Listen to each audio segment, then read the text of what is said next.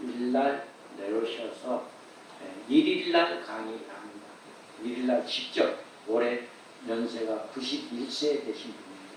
그래서 직접 이제 작년에도 오셔서 했었는데요.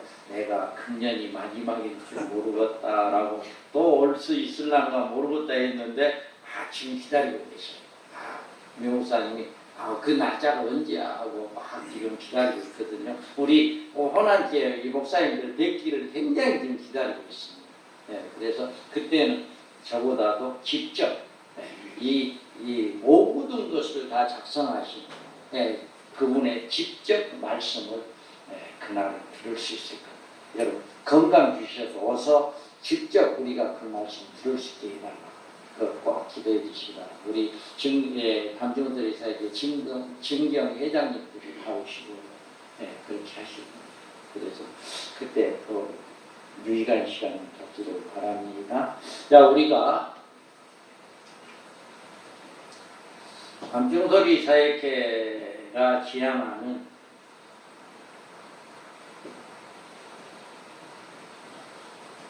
감정소리 사역회가 지향하는 종말론 연구의 3대 원칙이 있습니다. 이 원칙은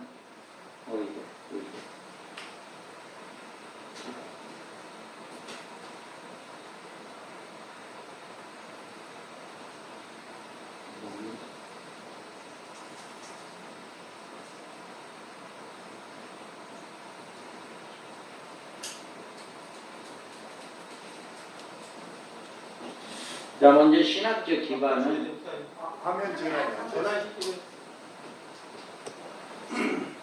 조금 기다려보세요.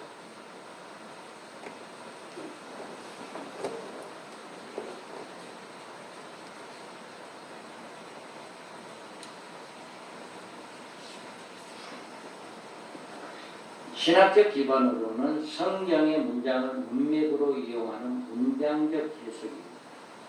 우리가 하나님의 예정을 기초한 개혁주의 신학으로 개혁주의 신학이다 이렇게 이야기합니다.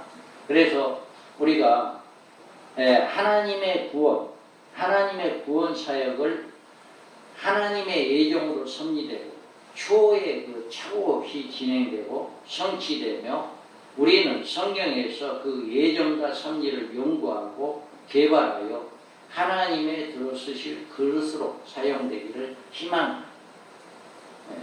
성경에 오류가 없는 이런 신학적인 기반을 가지고 있습니다. 그러면 신학적 해석으로는 성경의 문장을 문맥으로 이은 문장적 해석으로 해석을 합니다. 그래서 성경은 구원의 사역을 이루시기 위해서 인간에게 주신 하나님의 메시지입니다.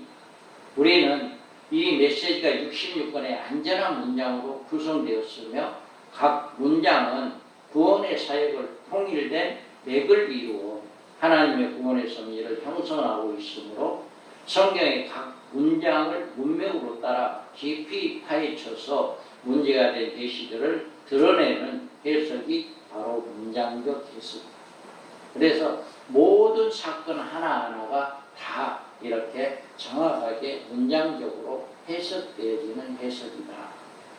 그 다음에 신학적 명칭으로는 70일에 근거한 개혁주의 전철연설이다. 흔히들 이제 천년기설을 이야기하잖아요. 나는 무천년설이다. 아니면 세대주의다. 그냥 역사적 전철연설이다. 이렇게 이야기를 하는데 우리 감중소리 사역회는 개혁주의 전철연설이다. 이렇게 이야기를 합니다.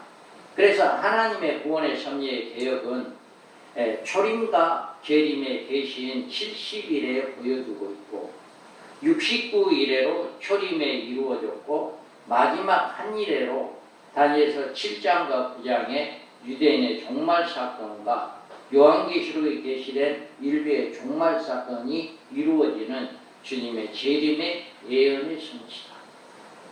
그래서 70일의 근거에서 이렇게 개혁주의 전철연설로 우리는 이렇게 연구하고 있습니다.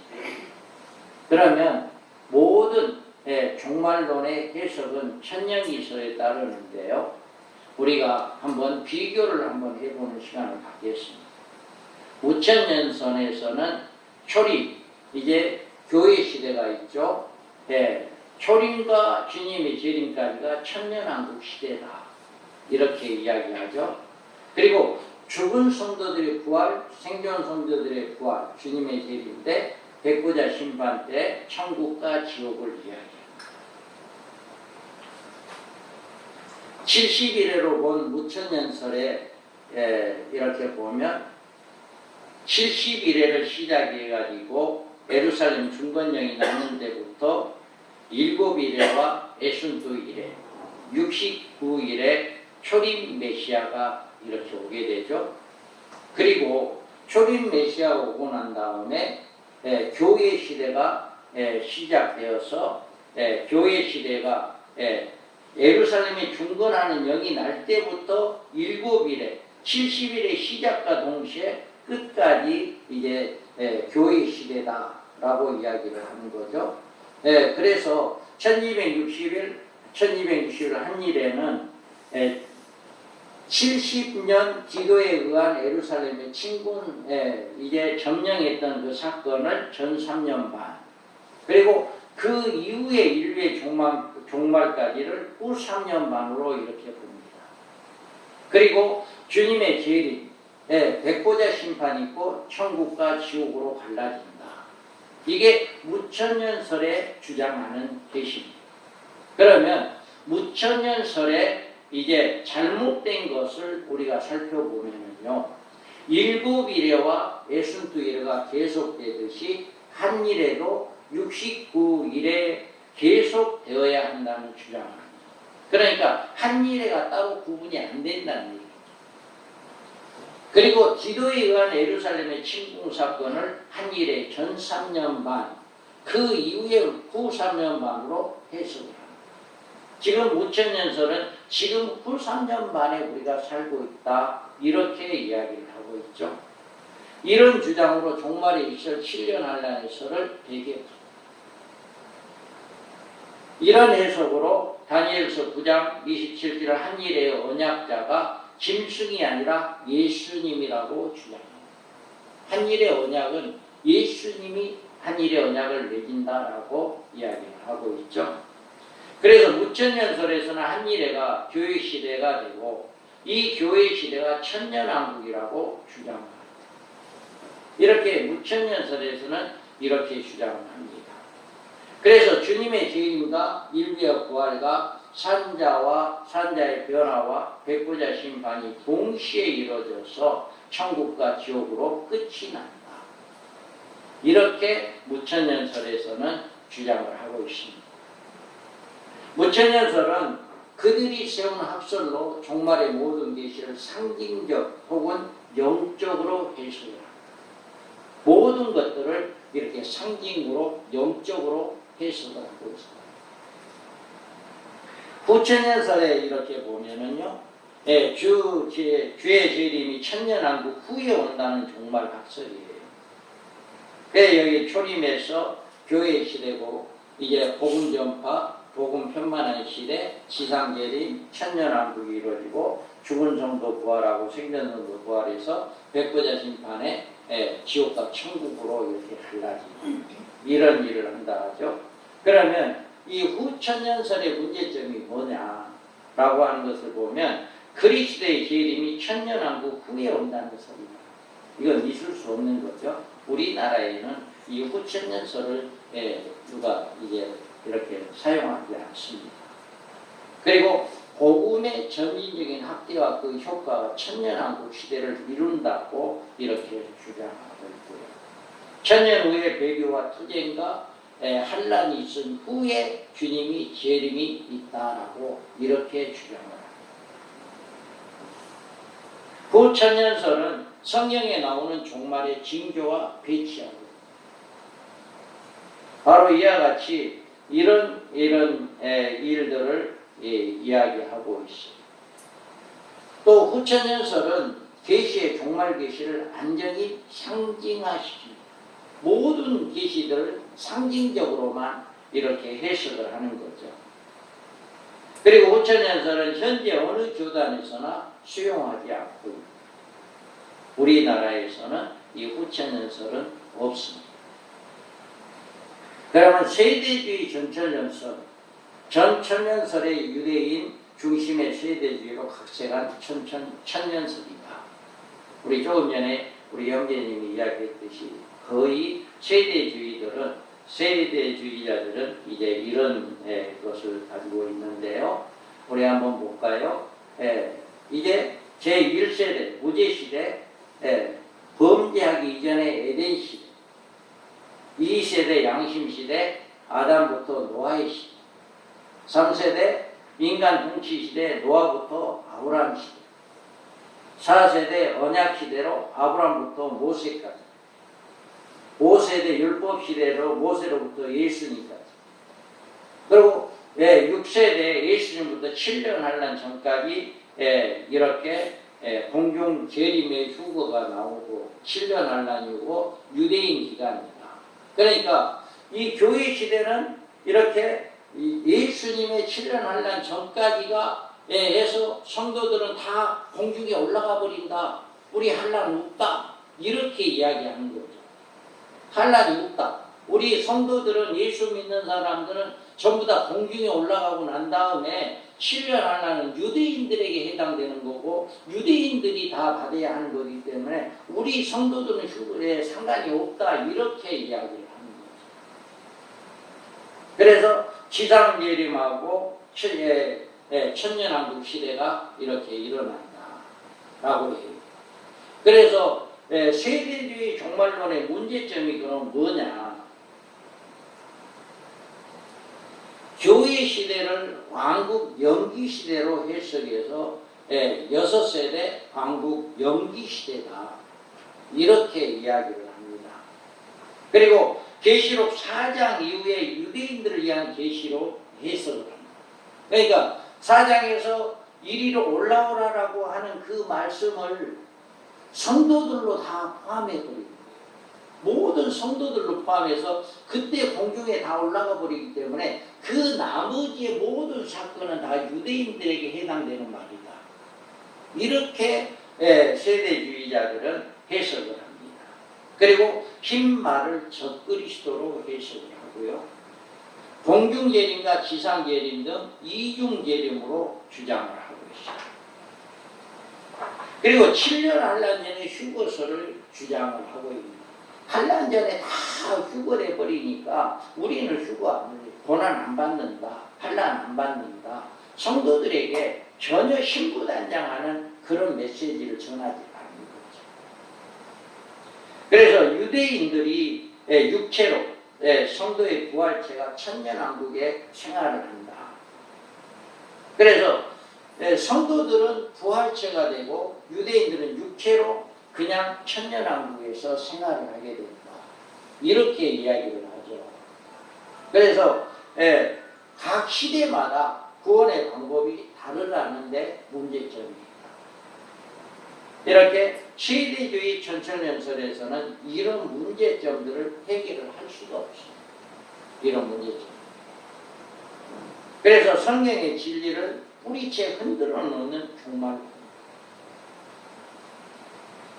그러면 역사적 전천연설은 뭐냐? 전천연설과 역사적 전천연설의 기원은 동일하는데 세대주의 종말론과 구별하기 위해서 근래에 역사적이라는 이름을 추가했습니다. 여기에서 우리가 보면 초림부터 7년 한란 이제 교회 시대가 옵니다. 초림부터 교회 시대고 지상 재림까지. 그래서 교회 시대고 7년 한란 기간이고 죽은 성도의 부활이 있고 생존 성도의 변화가 있어서 공중에 올라간다. 그러니까 역사적 전천연설에서도 주님이 재림하면 모든 성도가 죽은 성도는 부활하고 생존에 있던 성도는 이렇게 변화되어서 올라간다. 그러니까 주님이 오면 다 그냥 변화되고 부활해서 다 올라간다. 이렇게 이야기를 하고 있죠. 그래서 천년왕국에서 백부자 심판에서 천국과 지옥으로 이렇게 갈라지는데 여기서 역사적 천년설의 문제점이 뭐냐라고 보면 세대주의 종말론과 유산념이 많아요. 그리고 두 증인을 교회의 복음 전도로 해석을 합니다. 두 증인은 1260일 동안만 복음을 증거하는 사람이거든요. 그런데 지금 현재 모든 교회의 복음 전도가 이렇게 두 증인의 사역이다. 이렇게 해석을 하고 있고 14만 4천을 구원받은 성도의 총 수요로 해석합니다. 그러니까 14만 4천이 어떤 데는 유대인들이다라고 해석도 하지만 구원받은 총수로도 14만 4천을 해석을 합니다. 그래서 역사적 전철연설에서는 이렇게 구원받은 총수로 14만 4천을 해석을 하고요. 6장의 흰말을 그리스도로 예수님으로 해석을 합니다. 그래서 예비처를 인정하지 않고 교회의 한란의 통과서를 주장합니다. 이들도 세대주의나 마찬가지로 한란 없다. 교회 성도들은 한란 없다. 예수님 오기 한란 전에 다 올라가 버리니까 한란이 없다라고 이렇게 주장합니다. 그래서 12장에 여인을 마리아로 낳은 아들을 예수님, 여자가 아들을 낳은 그것을 여자를 마리아로 아들을 예수님으로 이렇게 해석을 합니다. 그 다음에 부활과 변화를 재림 때 휴거시로 본다. 부활과 변화를 이렇게 동시에 일어난다라고 이렇게 봅니다. 그러면 천년왕국에서 부활 변화받은 몸으로 들어가게 됩니다. 천년왕국은 부활되고 변화된 몸으로 천년왕국에 들어가서 천년 동안 산다. 이렇게 이야기합니다. 이 역사적 전철연설의 학설로는 이렇게 천년왕국 생활이 변화된 몸, 부활된 몸으로 가서 천년을 산다. 이렇게 이야기합니다. 그리고 마지막 부활자는 둘째 부활자로 모두 지옥의 행이다. 여기서는 첫째 부활자가 있고 마지막 부활이 있잖아요. 그런데 마지막 부활을 어떤 자라고 이야기하냐? 예수 믿지 않는 자로 해석을 합니다. 그래서 이렇게 마지막 부활, 역사적 전철연설에서는 문제점도 세대주의와 같은 부활관에 있습니다. 재림 때 죽은 성도들 부활, 생존 성도의 변화를 받아 첫째 부활의 천년왕국에 들어가고 백보자 심판 때 마지막 부활에 있는 불신자들의 부활은 둘째 부활로 해석을 합니다. 절대 첫째 부활이 있으니까 둘째 부활이다 이렇게 이야기를 하는 분들이 많거든요. 둘째 부활이 아닙니다. 마지막 부활입니다. 그래서 마지막 둘째 부활이라고 이야기하는 것은 불신자들의 부활을 이야기합니다. 그래서 이렇게 이제 역사적 전철연설에서는 천년기설을 천년 동안의 그 기간을 이렇게 해석하고 그러면 우리가 주장하고 박준소리가 주장하고 있는 개혁주의 전철연설은 뭐냐? 어떻게 주장하는가? 개혁주의 신학적 입장에 따라서 역사적 전철연설을 새롭게 정립시킨 종말론입니다. 그러니까 역사적 전철연설에서 새롭게 이렇게 정립시켰습니다. 그래서 여기 보면 초림과 이제 한일의 언약이 이루어지고요. 초림에서부터 교회 시대인데 한일의 언약이 이루어지고 적그리스도 통치 시대가 한일의 언약 때 적그리스도가 등장합니다. 한일의 언약과 동시에 적그리스도가 등장하고요. 그리고 7년 환란이 이어지죠. 7년 환란 동안에 적그리스도가 이렇게 등장함과 동시에 두 증인도 같이 등장을 합니다. 두 증인도 같이 등장을 해서 전 3년만 동안 이렇게 예언 사역을 하죠. 예언 사역을 해서 그 예언 사역을 받아들이는 사람들, 신부단장한 사람들은 후 3년만 직전에 예비초로 올라갑니다. 예비초로 들어갑니다. 그리고 후 3년 반에는 그 예비치에 들어가지 못한 모든 성도들도 후 3년 반에 떨어집니다. 후 3년 반에 들어가죠. 그래서 이렇게 주님이 재림할 때 이렇게 후 3년 반 동안, 그러니까 전 3년 반에 첫째 아이 통과된 사람, 예비체, 하나님이 예비한 곳이 있더라라고 하는 그 예비체에 들어가 있던 성도들과 후 3년 반에 떨어졌다 할지라도 666표를 받지 않고 우상에 숭배하지 아니하고 끝까지 살아있는 성도들, 그 다음에 이제 유대인들 중에 남은 자들, 유대인들 중에 666표를 받지 아니하고 우상 숭배를 하지 않고 살아있는 사람들, 이 세 부류가 공중으로 올라가는 이런 공중에 올라가는 것. 그래서 이때 이제 선교 성도와 자 여기에서 천년왕 주님이 지상 재림할 때 선교 성도와 부활 생전 성도가 이제 이렇게 휴거되어지는 이런 역사가 일어나고요. 천년왕국의 백보자 심판 때 천국과 지옥으로 이렇게 갈라지는 이런 역사가 있습니다. 자, 우리가 그래서 이 역사적 전철론이나 세대주의나 다른 점은 7년 한란에서 있는 거예요. 7년 한란에서 전부 다 올라간다가 아니라 7년 한란은 전 3년 만에 통해서 예비처로 들어가고 또 공중에 올라가는 후 3년 만이 끝난과 동시에 올라가는 이런 역사가 일어난다라고 하는 거죠. 자, 개혁주의 전철전설에서 이렇게 보면 짐승에 의한 한 일에 짐승에 의해서 바울이 짐승에 의한 한 일의 언약 기간이 7년 한란 기간이다. 한 일의 언약이 7년 한란 기간이다. 우리는 이렇게 보고 있습니다. 그리고 전 3년 반은 두 증인의 예언 기간이고 교회의 신부단장 기간입니다. 전 3년 반이 신부단장하는 기간이다. 그 다음에 계시록의 핵심 양은 교회를 위한 7장, 10장, 11장, 12장, 14장이다. 이게 핵심 기간이냐면 두 증인들이 선출되어지는 모든 것이 7장과 10장에서 인침을 받고 11장에서 예언사역하고 교회가 예비체에 들어가는 역사가 일어나고 이렇게 14장에서 이렇게 그 자격, 모든 두 증인의 사명자의 자격이 나오고 그 한란이 나오고 그래서 이것이 바로 핵심이다.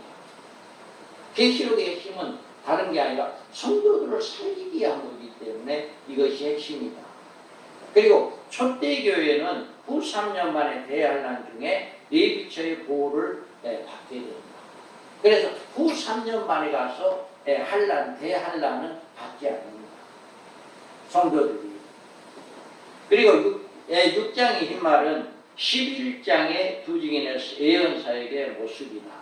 그러니까 6장의 흰말을 다 적그리스도다, 예수님이다 이렇게 이야기하고 있거든요. 그런데 우리 방증소리는 두 증인이다.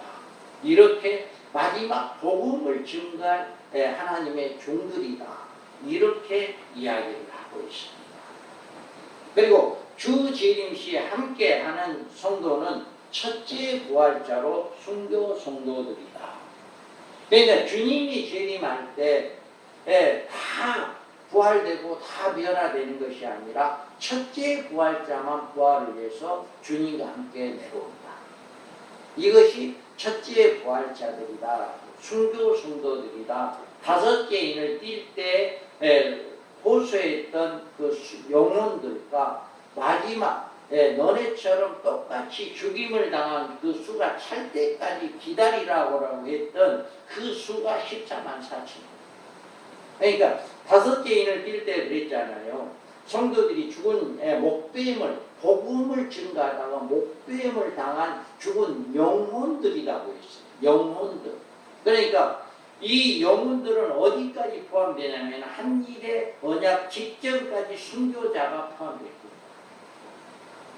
한일의 언약을 직전까지. 그러니까 내가 몸이 아파서 죽거나 뭐 비행기 타고 가다가 혹은 좀 예를 들어서 뭐 부흥회를 가다가 비행기 타고 가서 죽거나 뭐 차를 타고 가다 죽거나 이렇게 하면 이게 순교자의 반열이 아니라 정말 복음을 증거하다가 누군가에 의해서 목배임을 당한 사람, 누군가에서 죽임을 당한 사람은 순교자의 반열에 들어가게 될 것입니다.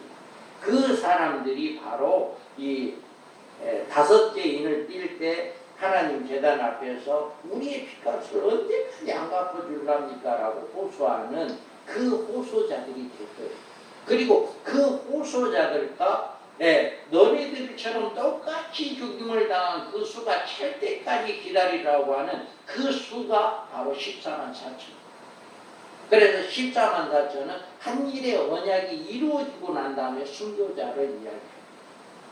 그래서 첫째 부활자다라고 해요. 그래서 7장의 14만 4천은 종말 사역자로 선발된 종 두 증인들이다 라고 하는 겁니다.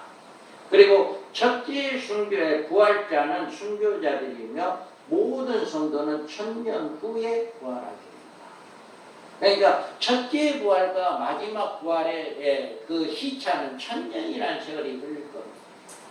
그러니까 먼저 1000년 전에 첫째 부활자는 1000년 전에 부활해서 주님과 함께 왕도를 가게 될 것이고요. 나머지 죽은 사람들은 그때 천국에서 그 영혼들이 빨리 부활하기를 기다리고 있어요.